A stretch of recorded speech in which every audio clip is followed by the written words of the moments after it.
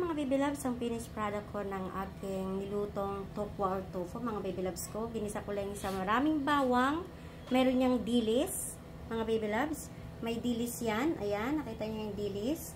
May dilis po yan. Ginisa sa maraming bawang. At sa, pre-night ko muna yung aking tofu. Tapos, ginisa ko yan sa may, dairy cream at maraming bawang. Tapos, hinalo ko dyan yung dilis.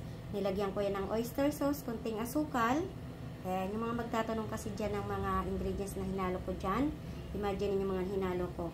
Yun lang, asukal at saka oyster sauce. Ayun yung ingredients na ginamit ko dyan sa aking tofu. Yummy, yummy yan mga baby loves. Try nyo yan. At talaga namang napakasarap yan.